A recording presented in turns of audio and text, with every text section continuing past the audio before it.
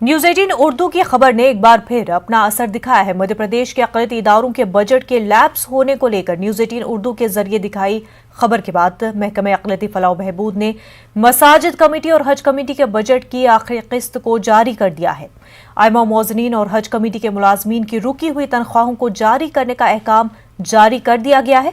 मसाजिद committee और हज committee के इंचार्ज यासिर अरफात ने भी इसकी तस्दीक कर दी है। अल्हम्दुलिल्लाह, अल्लाह का एहसान है, कोई ऐसी खबर नहीं है। अभी तक मसाजिद कमेटी की फरवरी माह तक का भुगतान इमाम मौज़िन स्टाफ का किया जा चुका है।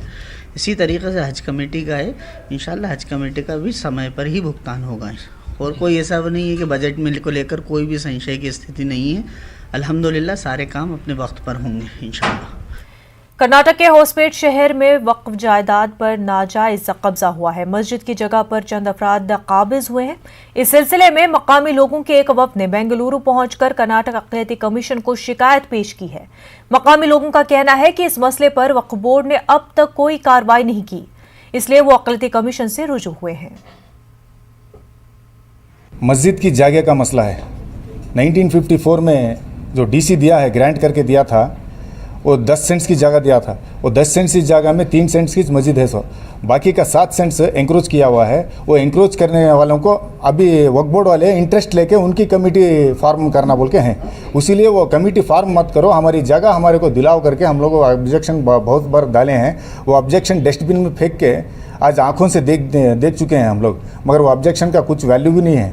ऐसा करके हम लोग अब्दुल अजीम साहब से रिक्वेस्ट करके आज आए हैं, उनके पास इंसाफ मिलता बोल के भरोसा करके आए हैं। इंशाअल्लाह ज़रूर इंसाफ मिलता बोल के हम लोग भरोसा है। तो वक्फ बोर्ड वाले आपको देखे तो मालूम पड़ता, रोड है, रोड के बाजू जगह दूसरे अप्रोच कर को है। किसका कब्जा है? दूसरे कब्जा कर को है वहाँ। किसके नाम क्या? वो अब्दुल रहीम, उनका फैमिली और उन्हें फैमिली कब्जा करे कर को हमें बोल रहे हैं, लेकिन वक्फ बोर्ड वाले आको सर्वे करे तो कौन कब्जा करेगा का मालूम हो जाता। मुल्क भर में मुगलों के नाम से आबाद शहरों और सड़कों के नाम बदलने के मुतालबे ने अब शिद्दत इख्तियार कर ली है। साधु संतों की नुमाइंदा तंजीम अखिल भारतीय अखाड़ा परिषद के सदर महंत नरेंद्र गिरी ने हुकूमत से पुरजोर मुतालबा किया है कि मुगलों के नाम से मंसूब जगहों के नाम फौरी तौर से बदले जाए। हुकूमत पर दबाव बनाने के लिए अखिल भारतीय अखाड़ा परिषद ने मुल्कीर पैमाने पर अवामी मुहिम चलाने का भी ऐलान किया है। अखाड़ा परिषद के सदर महंत नरेंद्र गिरी का कहना है कि दिल्ली जैसे शहर में सड़कों के नाम मुगल बादशाहों के नाम पर रखे गए हैं। महंत नरेंद्र गिरी का कहना है कि आज़ादी से पहले मुगलों के नाम पर शहरों और सड़कों के नाम रखे गए थे। महंत नरेंद्र गिरी ने मरकजी हुकूमत से मुतालबा किया कि अब वक्त आ गया है कि मुगलों के नाम से मंसूब मकामात और सड़कों के नाम तब्दील कर दिए जाएं। तो आज़ादी से पहले जिन लोगों ने देश साथ गद्दारी की है, जिन लोगों ने देश को बांटा है, उनको नाम से हम रोडे क्यों रखें? जिन्होंने हमारे देश की आज़ादी के लिए अपना बलिदान दिया है, जिन्होंने अपने देश के लिए पूरा जीवन जेल में रहे, उनके नाम रोड क्यों नहीं? तो दिल्ली में देखता हूँ कि Babar road, Tughlaq road, Humayun road और तमाम जैसे दिखते हैं। तो अखिल भारतीय अखाड़ा परिषद ये मांग करता है कि भारत की आज़ादी से पहले जिन लोगों ने भारत के साथ गद्दारी की है, भारत को गुमराह करके भारत पे राज्य किया है, उन लोगों के जहाँ जहाँ भी नाम हैं उनको मिटा करके हमारे देशवासी जो देश के लिए अपनी कुर्बानी दी है, अपना बलिदान दिया है, उनके नाम करना चाहिए। आरएसएस सरबराह मोहन भागवत ने मुस्तकबिल का भारत नामी किताब तहरीर की है। इस किताब का इजरा 5 अप्रैल को आरएसएस के सहसरकारवा डॉक्टर कृष्ण गोपाल जी के हाथों होगा। दिल्ली के इंडिया इंटरनेशनल सेंटर में मुनक्किद होने वाली इजराई तकरीब में मरकजी वजीर तालीम रमेश पोखरियाल मेहमान खसूसी की हैसियत से शिरकत करेंगे। कौमी काउंसिल बराए फरोग उर्दू जबान के डायरेक्टर डॉक्टर अकील अहमद ने लोगों से इस तकरीब में शिरकत की गुजारिश की है। डॉक्टर अकील अहमद का कहना है कि आरएसएस सरबराह मोहन भागवत ने इस किताब के जरिए आरएसएस के नजरियात और तसव्वुरात की मुकम्मल वजाहत की है। आरएसएस के सरबराह इज़्ज़त माब डॉक्टर मोहन राव भागवत जी की किताब भविष्य का भारत में उन्होंने आरएसएस के नज़रियात व तसव्वुरात की मुकम्मल वजाहत की है। इसमें हिंदुस्तानी तहज़ीब, मुत्तहदा कौमियत, समाजी हम आहंगी पर जोर दिया गया है। उनका ख्याल है कि मकालमा और डायलॉग के ज़रिए ही मुख्तलिफ़ कौमों और तहज़ीबों के दरमियान गलतफहमियाँ दूर की जा सकती हैं। इस तरह दोनों तबक़ात के दरमियान तफरीक और तअस्सुब का ख़ात्मा होगा और एक दूसरे के तसव्वुरात को समझने की बेहतरीन सूरत सामने आएगी। मैंने इस किताब का तर्जुमा इसलिए किया है कि मुसलमानों के जहनों में जो गलतफहमियाँ हैं वह दूर की जा सकें। भागवत जी की इस किताब का इजरा 5 अप्रैल 2021 को multipurpose hall India international centre, Lodhi road, नई दिल्ली में 4:30 बजे किया जाएगा। इसका इजरा आरएसएस के सरकारवाह माननीय डॉक्टर कृष्ण गोपाल जी करेंगे और डॉक्टर रमेश पोखरियाल निशंक, इज़्ज़त माब वज़ीर तालीम हुकूमत हिंद, मेहमान खुसूसी की हैसियत से शिरकत फरमाएंगे। औरंगाबाद से एमआईएम के रुकन पार्लिमान इम्तियाज़ जलील के खिलाफ हुक्म इम्तना के खिलाफ वर्जी करने के इल्ज़ाम में एफआईआर दर्ज की गई है। ये एफआईआर शहर के सिटी चौक पुलिस स्टेशन में दर्ज की गई है। एमपी इम्तियाज़ जलील के हामियों ने लॉकडाउन की मनसूखी के बाद इम्तियाज़ जलील के रिहाइशगाह के करीब जश्न मनाया था। इस जश्न में इम्तियाज़ जलील भी शामिल हुए थे। बीजेपी और शिवसेना ने इस पर नुक्ताचीनी की और रुकन पार्लिमान के खिलाफ फौरी एक्शन लेने का मुतालबा किया, जिसके बाद सिटी चौक पुलिस स्टेशन में एफआईआर दर्ज की गई है। वाज़ेह साबिक़ एमपी चंद्रकांत खेरे ने जिला कलेक्टर पर इल्ज़ाम आयद किया है कि वो एमपी इम्तियाज़ जलील की मुंह भराई कर रहे हैं। हमारी मिरवणुक कैंसिल की और इसकी जल्लोश की मिरवणुक चल रही है। मिरवणुक की थी ना, अभी मैंने देखा तो इसको परवानगी कौन दिया? पूरे प्रशासन ने पूरा इसका जवाब देना चाहिए अपने संभाजीनगर के नागरिकों को कि जिसको इतना कोरोना से मुक्ति मिली नहीं, कोरोना से कोई जो मुक्त मिलेगा उसको जाके पूछो, और जिसके घर में जो पेशेंट गुजर गए होंगे उनको जाके पूछो। ये तो एक बहुत बड़ा अपमान है। गरीब लोग आज जो है इस फैसले से बहुत ज़्यादा खुश है और उनकी खुशी शायद मेरे हिसाब से खैरे साहब को देखी नहीं जा रही है, इसलिए वो भी बहुत बढ़ चढ़ कर बोल रहे हैं कि अब इसको अरेस्ट कर लेना चाहिए। खैरे साहब अगर थोड़ा सा पढ़ ले कि अगर मास्क पहनने के लिए अगर अरेस्ट करना, अगर ये कानून अगर है तो मेरे हिसाब से पूरी जेलें भरी रहती है। औरंगाबाद जिले में लॉकडाउन की मनसूखी का अवामी हलकों में खैर मकदम किया जा रहा है। कारोबारी, ठेले वाले, ऑटो ड्राइवर्स सभी ने जिला इंतजामिया के फैसले की सताइश की और उम्मीद जाहिर की कि मुस्तकबिल में भी लॉकडाउन के बजाय मुतबादिल इक़दामात पर गौर किया जाएगा। ताहम शहर में कोरोना अमवात की तादाद में इजाफे और कोरोना गाइडलाइंस के ताल्लुक से लोगों का कहना है कि एहतियात ज़रूरी है। मास्क, सैनिटाइज़र और जिस्मानी फासले का ख्याल रखना चाहिए। लोगों ने कोरोना गाइडलाइन की खिलाफवर्जी करने वालों के खिलाफ कानूनी कार्रवाई की हिमायत की है। लोगों का कहना है कि किसी भी सूरत में लॉकडाउन मसले का हल नहीं है। वाज़ेह है औरंगाबाद शहर में अभी भी जुज़वी लॉकडाउन बरकरार है। 4 अप्रैल तक ये जुज़वी लॉकडाउन बरकरार रहेगा। इस दौरान सनीचर और इतवार को मुकम्मल लॉकडाउन पर अमल हो रहा है, जबकि बकिया अयाम में रात 8 बजे से सुबह 6 बजे तक हुक्म इम्तना नाफिज है।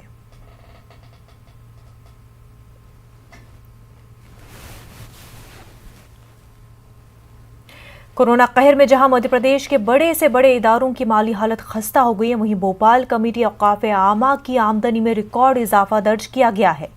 मुतवली कमेटी औकाफ की तारीख में अब तक की सबसे बड़ी आमदनी 2 करोड़ 11 लाख रुपए दर्ज की गई थी, मगर इस बार कमेटी की मेहनत से न सिर्फ साबिका रिकॉर्ड को तोड़ दिया गया है, बल्कि कमेटी ने बेवा और यतीम बच्चों की मदद के फंड में इजाफा करने के साथ तालीम और स्कॉलरशिप के फंड में भी बड़ा इजाफा करने का फैसला किया है।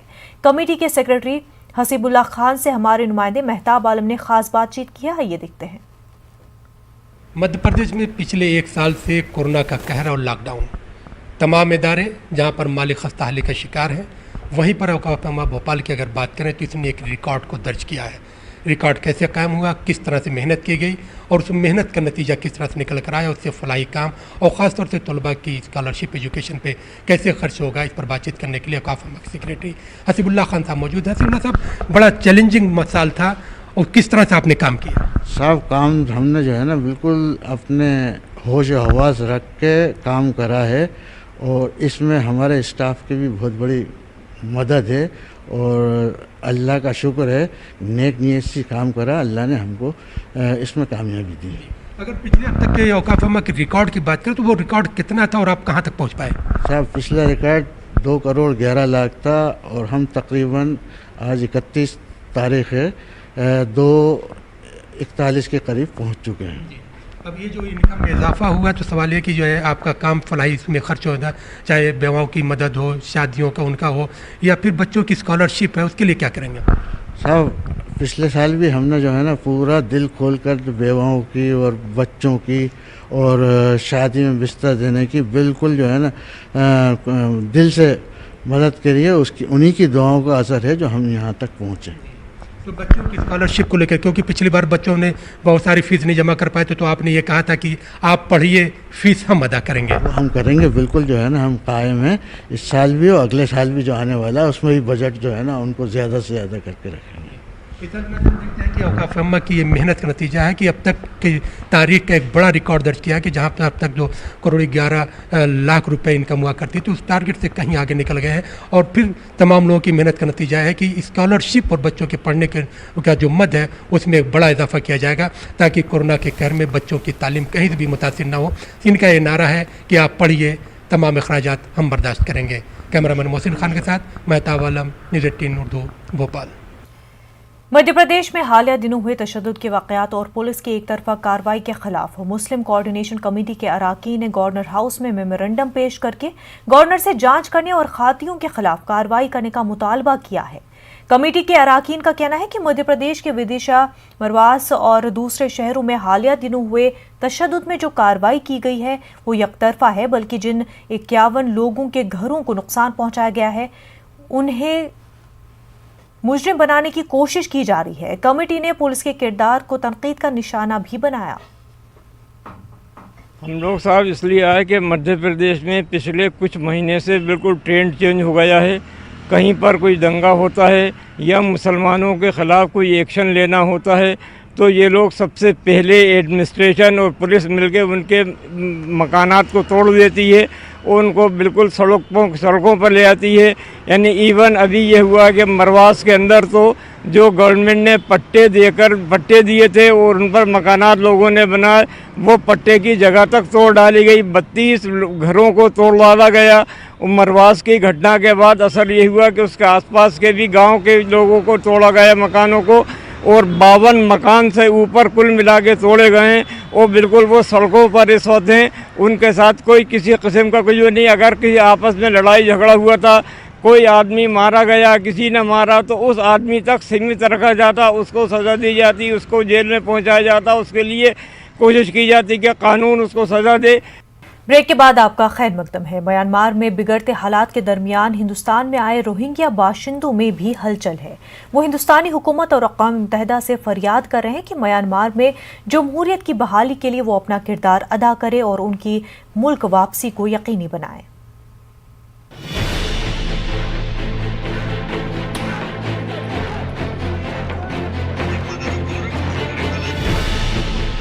सलीमुल्लाह और उनके साथी रोज़ाना सुबह शाम बर्मा से आने वाली खबरों को बहुत ही ध्यान से देखते हैं।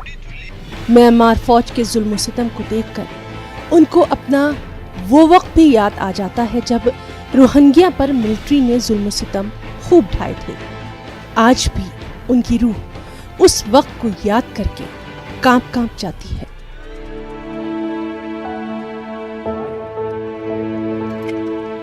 जब उन्हें 8 साल पहले अपना मुल्क, अपना गांव, अपनी ज़मीन, अपने लोग सब कुछ छोड़कर हिंदुस्तान में पनाह लेनी पड़ी थी।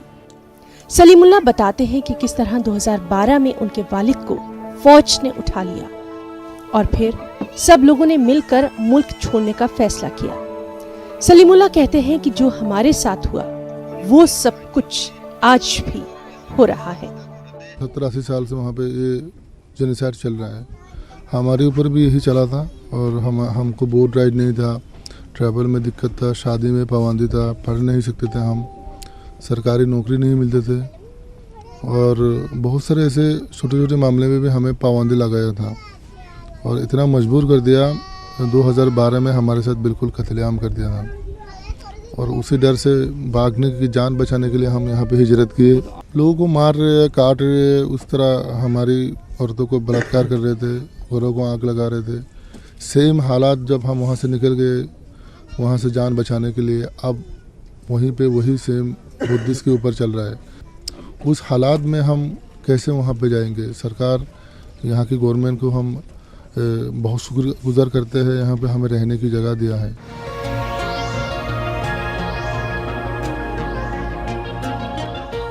म्यांमार के पनाहगजीनों को भारी कीमत चुकानी पड़ी है। किसी ने अपना लाडला भाई खोया तो किसी ने बहन, कोई अपने बाप से बिछुड़ गया तो किसी की माँ का कुछ पता नहीं। झुग्गी झोपड़ी में बदतर हालात में ये अपनी जिंदगी गुजारने पर मजबूर है। रोहिंग्या बाशिंदे अब वज़ीर-ए-आज़म नरेंद्र मोदी और वज़ीर दाखिला अमित शाह से उम्मीदें लगाए हुए हैं।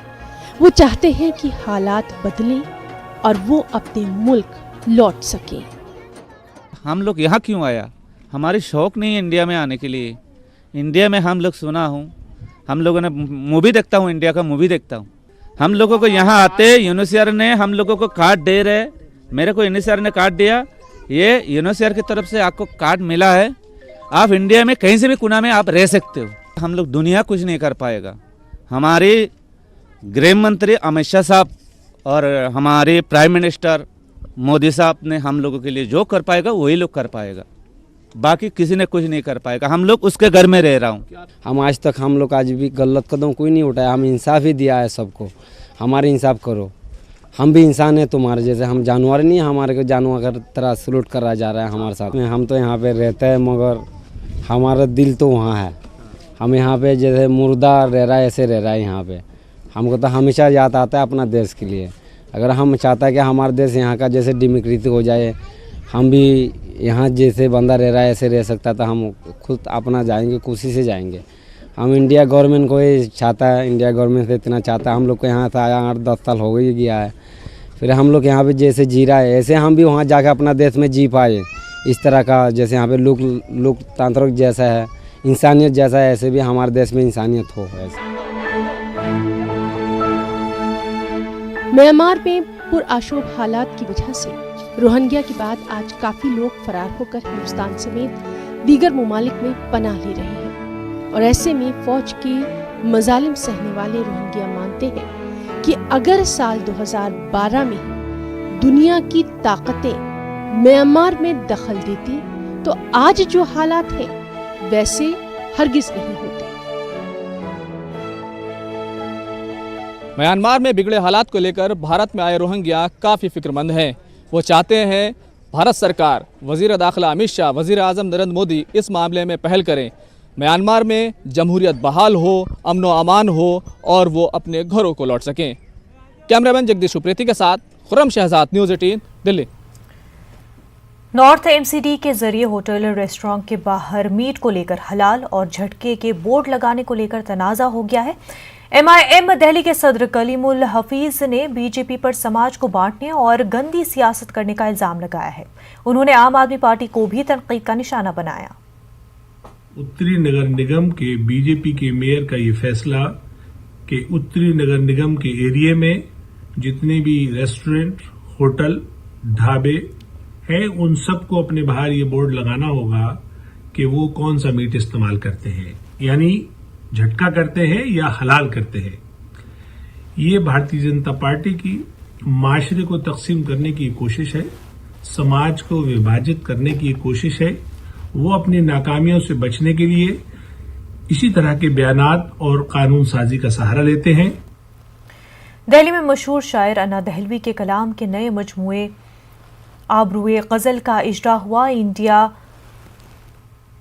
हैबिटेट सेंटर में हुए प्रोग्राम में बड़ी तादाद में कोरोना प्रोटोकॉल का ख्याल रखते हुए लोग शामिल हुए। इस मौके पर मशहूर अदीब काशीनाथ मिश्रा की किताब जो कुछ मुझे याद है का भी रस्म इजरा हुआ।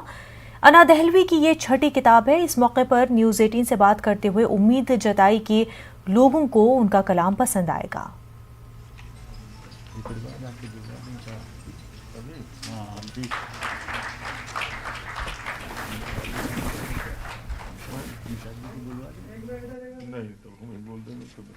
मैं सबसे पहले मेरे सभी सुनने वाले दोस्तों को आदाब कहती हूँ, प्रणाम कहती हूँ, नमन करती हूँ।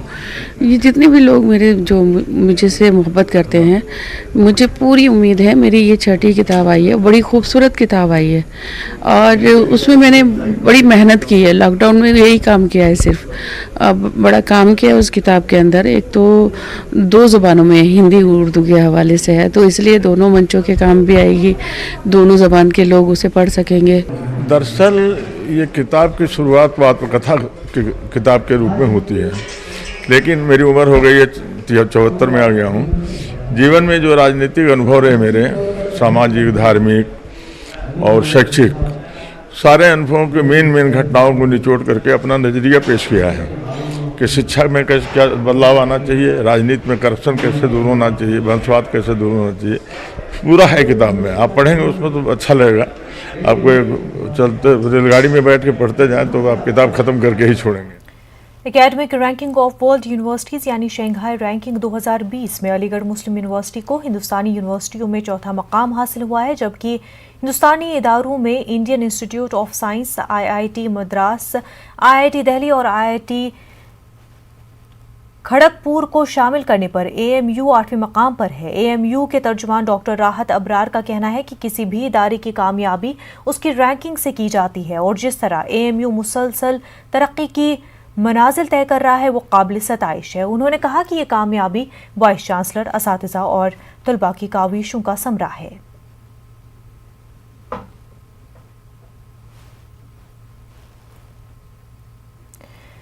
बरसगीर के मारूफ नक़ाद और इलाक़े बिरार के पहले जदीद शायर और अदीब डॉक्टर सईद सफदर हालिया दिनों इस दार फ़ानी से कूच कर गए। उनकी मौत अदब के लिए नाकाबिल तलाफ़ी नुकसान माना जा रहा है। उनकी याद में अमरावती के उमरबाग हॉल में ताज़ियती नशिस्त का इनक़ाद अमल में आया।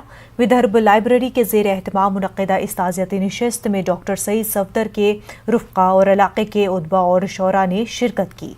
नशिस्त में शरीक शुरका ने डॉक्टर सईद सफदर को ताज़ियत पेश की गई, साथ ही उनकी शख्सियत और अदबी खिदमात पर तफसीली रोशनी डाली गई। अजमेर के जनाना अस्पताल में चौथे दर्जे के मुलाजिम के जरिए 27 लाख रुपए के गबन का मामला सामने आया है। रिपोर्ट के मुताबिक अस्पताल के सरकारी लेन देन के लिए एक RMRS खाता है, जिसके चेक बुक में से तकरीबन 30 चेक गायब है। जब अस्पताल के CMO के जरिए जब इसकी मालूमात हासिल की गई तो पता चला कि 12 चेकों से किसी अकाउंट में पैसा ट्रांसफ़र हुआ है। जब इस मामले की मजीद मालूमात हासिल की गई तो पता चला कि अस्पताल के मुलाजिम रविंद्र सिंह राउत ने चेक चोरी करके अस्पताल के CMO के फर्जी दस्तखत करके 27,60,000 रुपए अपने अकाउंट में ट्रांसफ़र कर लिए। अस्पताल के चीफ मेडिकल ऑफिसर ने इस मामले में पुलिस में रिपोर्ट दर्ज कराई। पुलिस मामले की तफ्तीश कर रही है। खास बात इंडिया में फिलहाल इतना ही। हमें दीजिए इजाज़त। आदाब।